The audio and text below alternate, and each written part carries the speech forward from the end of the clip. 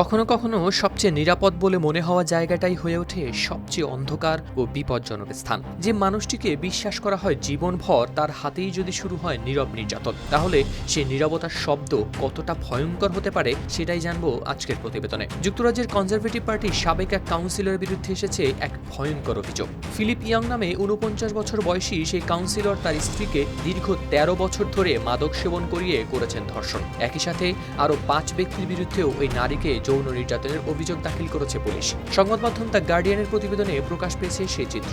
অভিযুক্ত সাবেক এই কাউন্সিলর যুক্তরাজ্যের নাগরিক। তার বিরুদ্ধে ধর্ষণ, মাদক প্রয়োগ করে অচেতন করা এবং শিশুদের পর্নোগ্রাফি রাখা সহ আনা হয়েছে মোট ৫৬টি যৌন অপরাধের অভিযোগ। ফিলিপ একসময় ছিলেন সুইন্ডন বরা কাউন্সিলের প্রভাবশালী কাউন্সিলর এবং কনজারভেটিভ পার্টির প্রতিনিধি হিসেবে ছিলেন স্থানীয় সরকারের ক্যাবিনেট সদস্য। বর্তমানে তিনি উত্তর লন্ডনের এনফিল্ডের বাসিন্দা। সাধারণত এ ধরনের মামলায় ভুক্তভোগীর পরিচয় গোপন রাখা হয়। তবে এই ঘটনায় সাহসিকতার পরিচয় দিয়ে ফিলিপের সাবেক স্ত্রী ৪৮ বছর বয়সী জোয়ান ইয়ং নিজেই দিয়েছেন তার পরিচয় প্রকাশের অনুমতি। তদন্ত কর্মকর্তারা জানান, এই পাশবিক নির্যাতন ও অপরাধগুলো সংঘটিত হয়েছে ২০১০ থেকে ২০২৩ সালের মধ্যে।